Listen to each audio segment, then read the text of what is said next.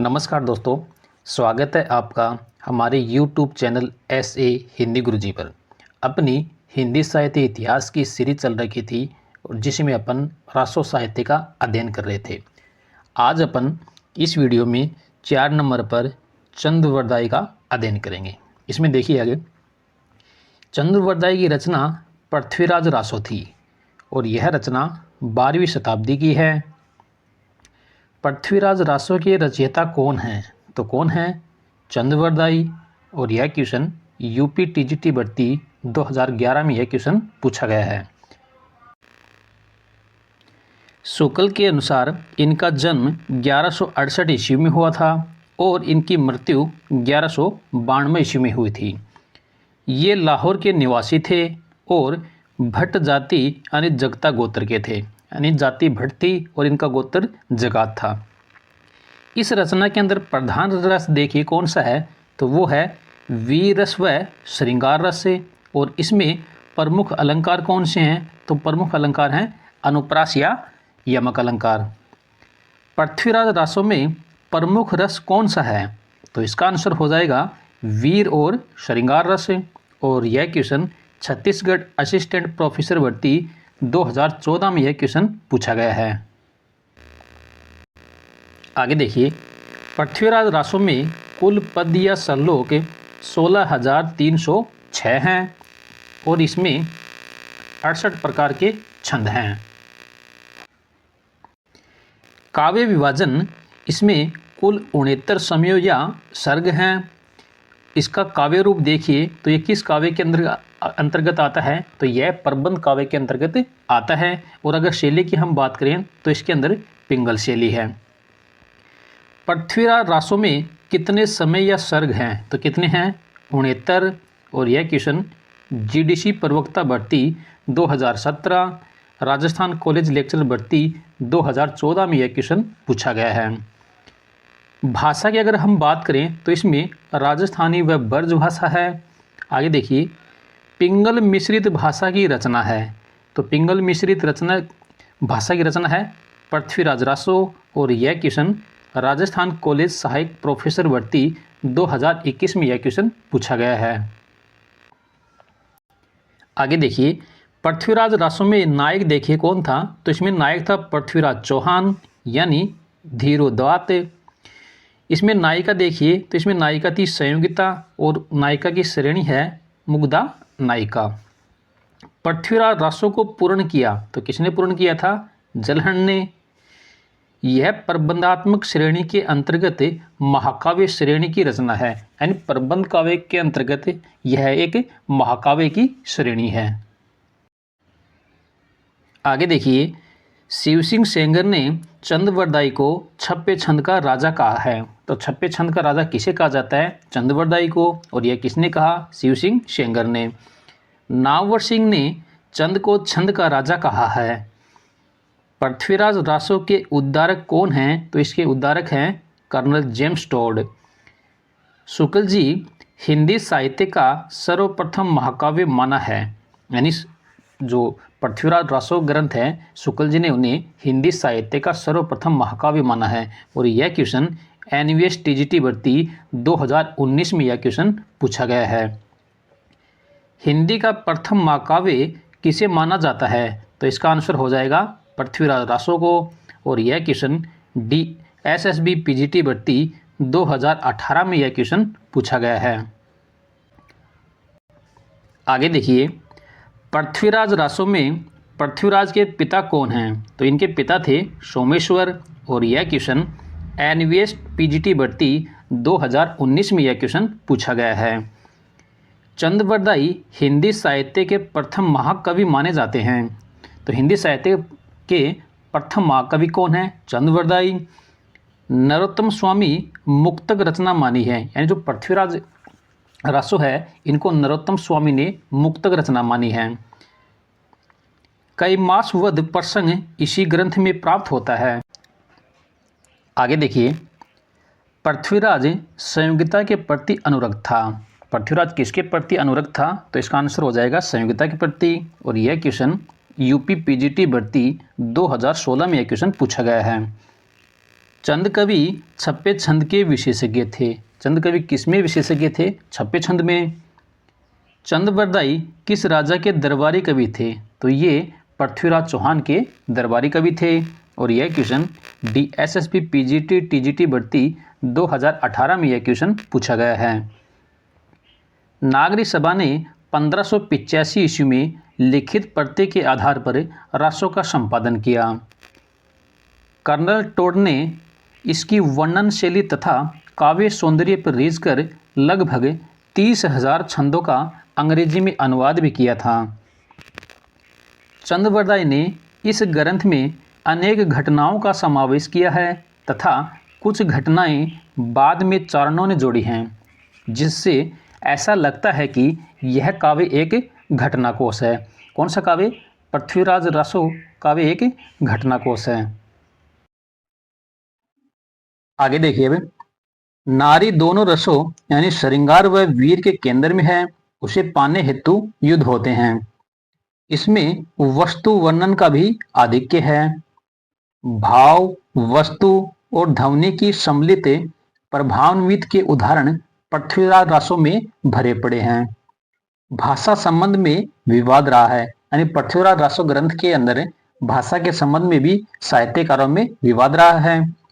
वस्तुतः यह काव्य पिंगल शैली में लिखा गया। कौन सी शैली में लिखा गया? पिंगल शैली में, जो ब्रज भाषा का मिश्रण है। पृथ्वीराज रासो ऐतिहासिक चरित्र काव्य होने पर भी कवि ने कल्पना एवं अतिशयोक्ति का प्रयोग अधिक किया है।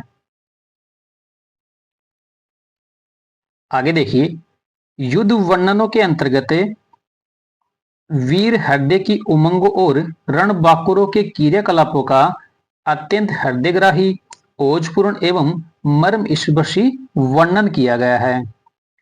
पुस्तक जलहन जलहन हतदई चली गजन नरीब काज, इस पंक्ति में किस पुस्तक के बारे में संकेत किया गया है? तो किस पुस्तक के बारे में संकेत किया गया है? पृथ्वीराज रासो के बारे में। और यह क्वेश्चन DSSB PGT भर्ती 2018 में यह क्वेश्चन पूछा गया है। इस पंक्ति का संबंध किस कवि से है? तो किससे है? चंद बरदाई से। और यह क्वेश्चन DSSB TGT भर्ती 2018 में यह क्वेश्चन पूछा गया है।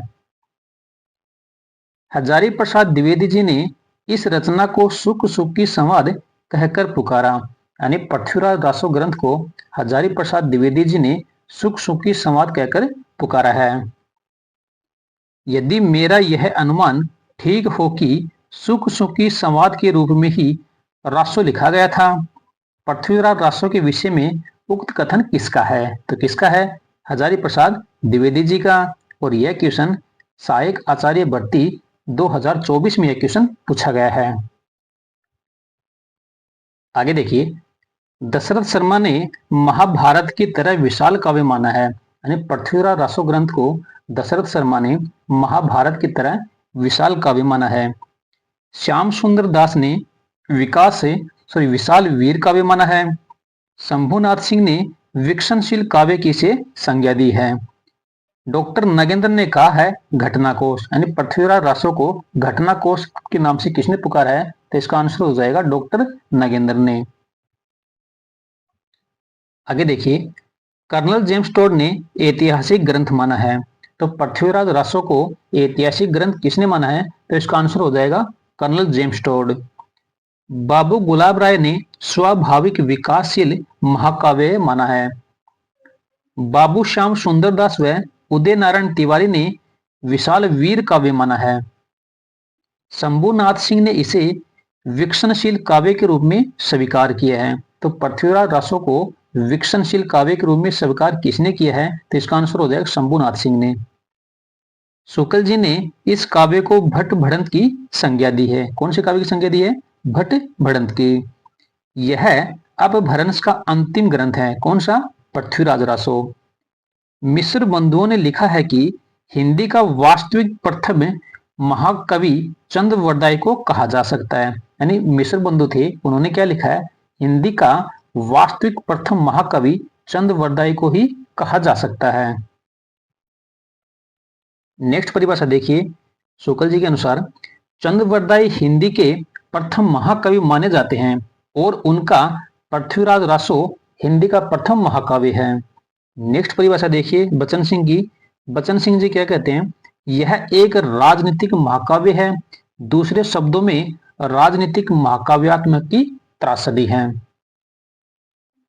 इसमें रासो काव्य के साथ साथ चरित काव्य, कथा काव्य, आख्यायिका आदि के लक्षण भी दृष्टिगोचर होते हैं। इनका सबसे बड़ा स्वर्ग कनवज युद्ध है। कौन सा है? कनवज युद्ध। इसे इस ग्रंथ का मूल कथानक भी माना जाता है। आगे देखिए, सर्वप्रथम डॉक्टर बुलर ने 1875 ईस्वी में जयानक करित पृथ्वीराज विजय यानी संस्कृत भाषा में, यह मतलब पृथ्वीराज विजय कौन सी भाषा में? संस्कृत भाषा में। इसके आधार पर पृथ्वीराज रासो को अप्रामाणिक घोषित किया है।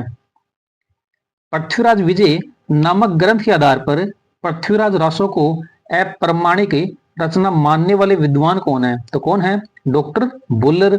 और यह क्वेश्चन राजस्थान कॉलेज लेक्चर भर्ती 2014 में यह क्वेश्चन पूछा गया है। नेक्स्ट परिभाषा देखिए शुक्ल जी की। ये क्या कहते हैं, मानना कि रासो इतिहास नहीं है, काव्य ग्रंथ है, पर काव्य ग्रंथों में सत्य घटनाओं में बिना किसी प्रयोजन के कोई उलटफेर नहीं किया जाता। यह पूरा ग्रंथ वास्तव में जाली है।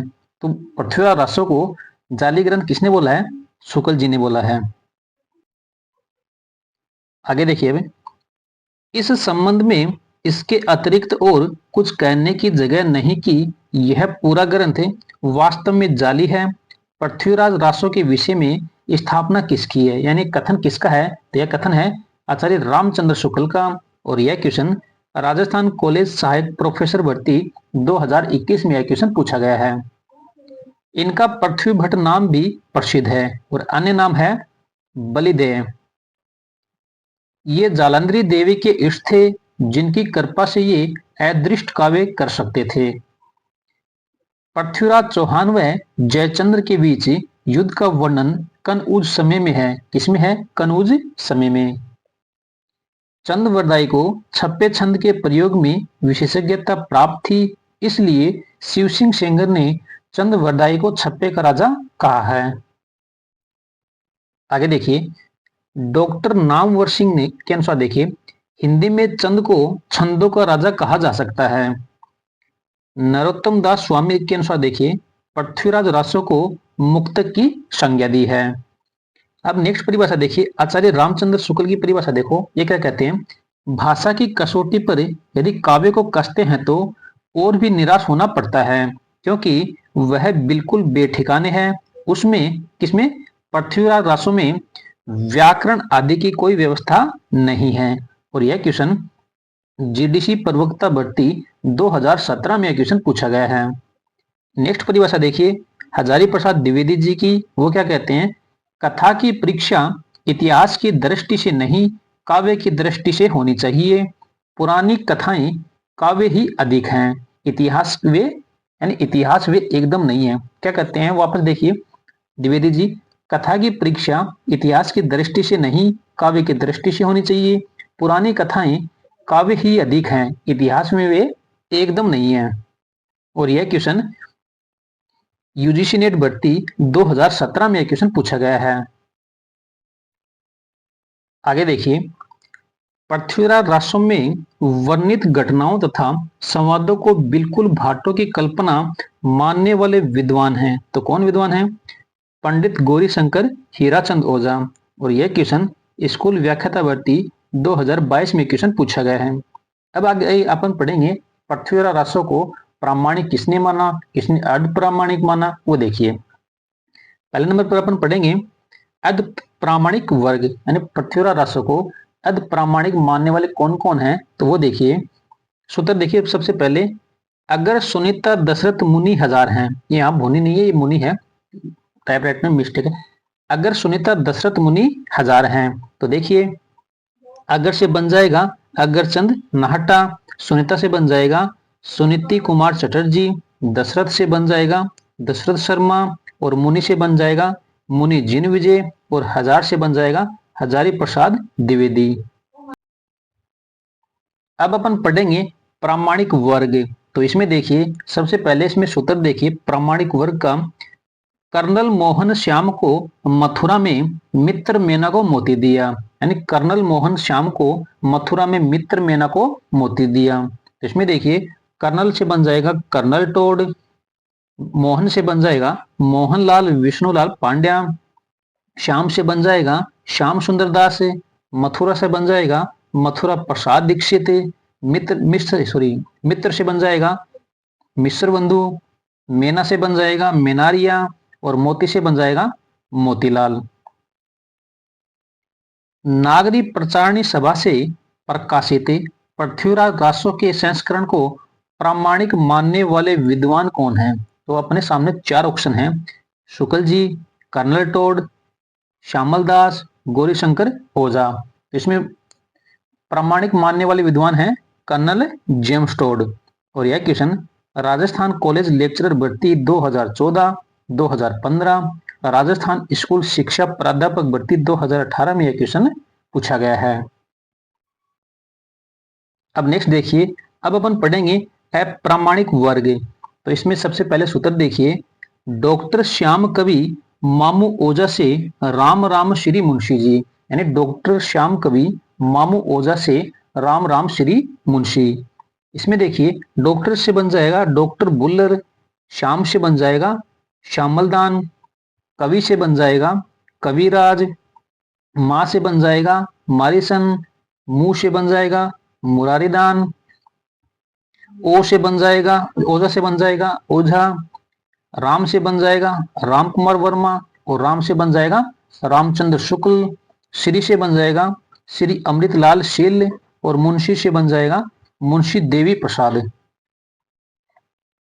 आगे देखिए, अब अपन पढ़ेंगे प्रसिद्ध पंक्तियां, देखिए कौन कौन सी इनकी प्रसिद्ध पंक्तियां हैं। तो एक नंबर में देखिए, पुस्तक जलहन हत दई चली गजन नरीप काज, और यह पंक्ति DSSB PGT भर्ती 2018 में पूछी गई है। सेकंड पर देखिए, राजनीति पाइये ज्ञान पाइये सु जानिए, उक्ति जुगत पारिये अर्थ घटी बड़ी उन्मानिए। थर्ड पंक्ति देखिए, उक्ति धर्म विशाल से राजनीति निर्वस, खट भाषा पुराण से कुरान कथिक मैया, और यह पंक्ति नेट 2014 में पूछी गई है। 4 नंबर पर इनकी पंक्ति देखिए, मनहु कला शशि भान कला 1600 बनिए, बाल बेस शशि व समीप अमृत रस पिनिए। 5 नंबर पर पंक्ति देखिए, एक वान पुहवी नरेश कई मासे मुकऊ, उर ऊपरी पर हऊ वीर कस्तर चको, और यह पंक्ति स्कूल व्याख्याता भर्ती 2022 में पूछी गई है। आगे देखिए, कमान बान छुटी अपार लागत लो है इस सारी धार, घमासान धार सब वीर सेत घन स्त्रोन बहत अस रहकत रेत। इसमें देखिए उक्त पंक्तियों में किनके मध्य होने वाले युद्ध का वर्णन, यानी इस पंक्ति के अंदर इसके मध्य युद्ध होने का वर्णन किया गया है, और यह क्वेश्चन राजस्थान कॉलेज सहायक आचार्य भर्ती 2021 में पूछा गया है। तो देखिए इसमें पृथ्वीराज रासो की सेना व शहाबुद्दीन गोरी की सेना। सेकंड नंबर पर ऑप्शन देखिए, शहाबुद्दीन की सेना व कुमुदनी की सेना, पृथ्वीराज की सेना व समुद्र शिखर की सेना, शहाबुद्दीन गोरी की सेना व विजयपाल की सेना। तो इसमें किसका युद्ध का वर्णन है? पृथ्वीराज की सेना व समुद्र की सेना। तीसरा ऑप्शन सही है, पृथ्वीराज की सेना व समुद्र शिखर की सेना। आगे देखिए, 60 से ज्यादा प्राप्त प्रत्ययों के आधार पर नरोत्तम दास स्वामी ने पृथ्वीराज रासोस के 4 रूपांतर निश्चित किए हैं। कितने रूपांतर निश्चित किए हैं? 4। और वो 4 रूपांतर कौन कौन से हैं वो देखिए। पहला रूपांतर देखिए इनका वृत्त रूपांतर। इसमें देखिए समय इसमें है 69 समय है, और इसके अंदर छंद है कुल 16,306 छंद है। छंद कितने हैं? 16,306। और यह रूपांतर सर्वाधिक अप्रामाणिक है। इसका प्रकाशन नागरी प्रचारणी सभा काशी द्वारा किया गया था। इसमें आगे देखिए, हस्तलिखित प्रति स्थित है, यानी इसकी हस्तलिखित प्रति कहाँ स्थित है, तो इसका आंसर हो जाएगा उदयपुर संग्रहालय में। आगे देखिए, अब अपन सेकंड पढ़ेंगे मध्य रूपांतर को। इसमें देखिए, इसमें छंदों की संख्या 7000 है और यह सेकंड रूपांतर सर्वाधिक लोकप्रिय है। सर्वाधिक लोकप्रिय रूपांतर कौन सा है, मध्य रूपांतर यानी सेकंड रूपांतर। पंडित मथुरा प्रसाद दीक्षित ने इसी संस्करण को प्रामाणिक माना है। इसकी कुछ प्रतियां अबोहर के साहित्य सदन, बीकानेर के जैन ज्ञान भंडार और अगरचंद नाटा के पास उपलब्ध हैं। अब अपन अध्ययन करेंगे थर्ड नंबर पर लघु रूपांतर का। तो इसमें देखिए, इसमें समय है 19 और छंदों की संख्या है 3500 यानी 3500। इसके अध्यायों को खंड नाम दिया गया है। क्या नाम दिया गया है, खंड। और इसकी प्रतियां सुरक्षित हैं, यानी कहां पर सुरक्षित हैं, बीकानेर लाइब्रेरी में। आगे देखिए, अब अपन 4 नंबर पर पढ़ेंगे लघु रूपांतर को। तो इसमें देखिए, इसमें छंदों की संख्या 1300 है और यह रूपांतर सर्वाधिक प्रामाणिक है। और इसकी खोज किसने की थी, अग्रचंद्र नाटा ने। यह अध्याय में विभक्त नहीं है। किसमें विभक्त नहीं है, अध्याय के अंदर नहीं है यह। डॉक्टर दशरथ शर्मा व माता प्रसाद गुप्त ने इसे ही प्रामाणिक मानते हैं। यानी लघु रूपांतर को प्रामाणिक कौन मानते हैं, डॉक्टर दशरथ शर्मा व माता प्रसाद गुप्त। डॉक्टर दशरथ शर्मा आदि कुछ विद्वान पृथ्वीराज रासो के किस संस्करण को मूल रासो मानते हैं, तो वह कौन सा है, सबसे छोटा संस्करण 1300 छंद वाला। और यह क्वेश्चन राजस्थान कॉलेज सहायक प्रोफेसर भर्ती 2021 में यह क्वेश्चन पूछा गया है। आगे देखिए, अब क्वेश्चन पूछा गया है वो पढ़ेंगे अपन। पृथ्वीराज रासो के संबंध में कौन सा कथन असत्य है। अपन को असत्य कथन निकालना है इसके अंदर। तो इसमें देखिए, और यह क्वेश्चन स्कूल व्याख्याता संस्कृत विभाग भर्ती 2022 में पूछा गया है। तो पहला ऑप्शन देखिए, इसमें हजारी प्रसाद द्विवेदी ने इसे सुख सुखी संवाद के रूप में रचित माना है। सेकंड ऑप्शन देखिए, इसका वृत्त संस्करण 69 समयों में विभाजित है। रामचंद्र शुक्ल ने इसे पूर्णतः ग्रंथ माना है। 4 नंबर का ऑप्शन देखिए, यह डिंगल शैली में लिखा गया है। तो इसके अंदर असंगत कथन कौन सा है, तो यह है 4 नंबर वाला, यह डिंगल शैली में लिखा गया है। आगे देखिए, अब हिंदुआन थान उत्तम सुदेश तह उदित द्रुग दिल्ली सुदेश, इस पंक्ति का संबंध किस रासो ग्रंथ से है, तो किससे है, पृथ्वीराज रासो से। और यह क्वेश्चन स्कूल व्याख्याता भर्ती 2022 में यह क्वेश्चन पूछा गया है। पृथ्वीराज रासो हिंदी का प्रथम महाकाव्य है, ऐसा मानने वाले विद्वान कौन हैं, तो वो विद्वान है रामचंद्र शुक्ल। और यह क्वेश्चन राजस्थान कॉलेज सहायक प्रोफेसर भर्ती 2021 में यह क्वेश्चन पूछा गया है। आगे देखिए, पृथ्वीराज रासो यानी पद्मावती समय में समुद्र शिखर का उल्लेख किस रूप में आया है, तो किस रूप में आया है, दुर्ग के रूप में। और यह क्वेश्चन सहायक आचार्य भर्ती 2024 में यह क्वेश्चन पूछा गया है। अब अपन अध्ययन करेंगे 5 नंबर पर भट्ट केदार का। तो इसमें देखिए, इनकी रचना जयचंद्र प्रकाश है। कौन सी रचना है, जयचंद्र प्रकाश है। और इसका समय है 12वीं सदी। जयचंद प्रकाश का काव्य रूप कैसा है, तो काव्य रूप है वीर गीत प्रबंध, और यह महाकाव्य की श्रेणी में आता है। ग्रंथ अप्राप्य है, किंतु सिठाइस दयालदास कृत राठौड़ारी ख्यात में इनका उल्लेख मिलता है। अब अपन अध्ययन करेंगे 6 नंबर पर मधुकर कवि का। तो इनकी रचना देखिए, जय मयक जस चंद्रिका इनकी प्रसिद्ध रचना है और इसका समय है 12वीं सदी। और इसका काव्य रूप देखिए, प्रबंध काव्य की श्रेणी के अंतर्गत आता है और यह एक महाकाव्य है। अब अपन 7 नंबर पर अध्ययन करेंगे जगनिक का। तो इसमें देखिए, जगनिक की प्रसिद्ध रचना परमाल रासो है और परमाल रासो का समय है 13वीं सदी। और यह रचना एक मौखिक रचना मानी जाती है। कैसी रचना है? परमाल रासो मौखिक रचना है। परमाल रासो काव्य कृति के कवि का नाम बताइए। यानी परमाल रासो काव्य कृति के कवि कौन है? तो इसके कवि हैं जगनिक। और यह क्वेश्चन यूपी टीजीटी भर्ती 2009 में यह क्वेश्चन पूछा गया है। परमाल रासो का काव्य रूप देखिए कैसा है, तो यह एक वीर गीत है और इसे कहा जाता है, यानी परमाल रासो को क्या कहा जाता है? युद्ध काव्य कहा जाता है, यानी युद्ध ब्लेडस।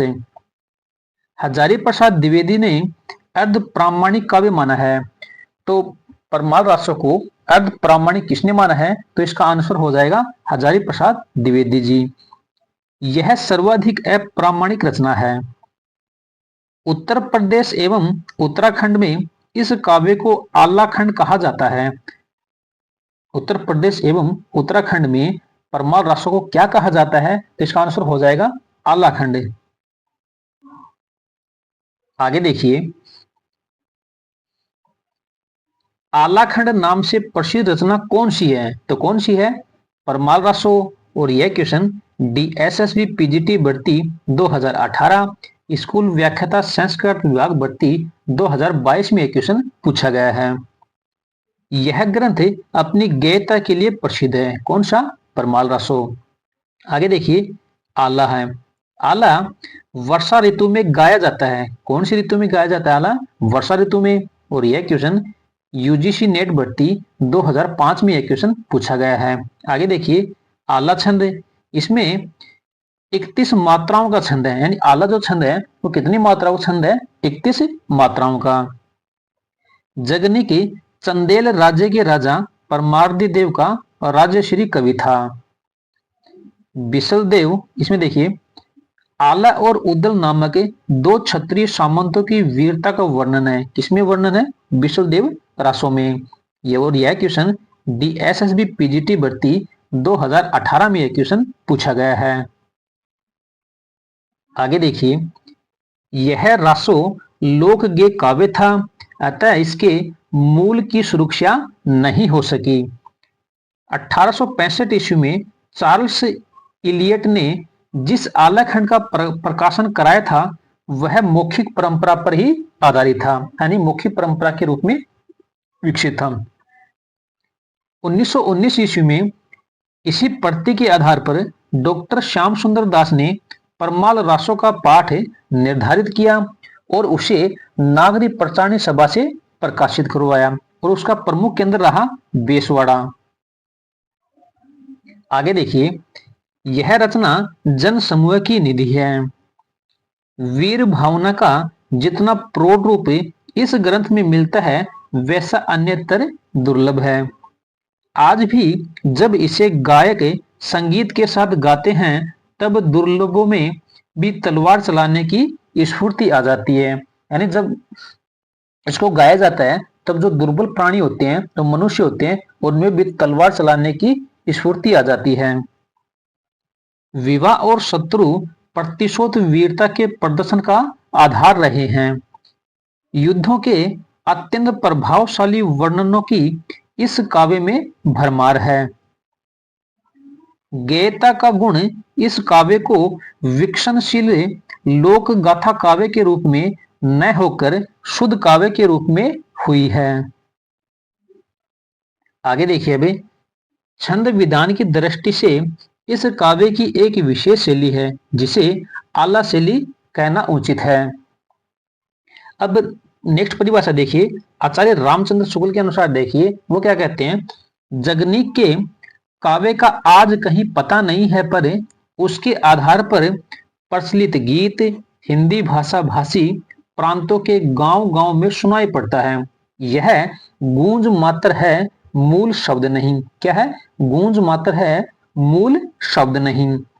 नेक्स्ट परिभाषा देखिए, हजारी प्रसाद द्विवेदी जी ने इस ग्रंथ को अर्ध प्रामाणिक ही स्वीकार करते हैं और कहते हैं जगनिक के मूल काव्य का क्या रूप था यह कहना कठिन हो गया है।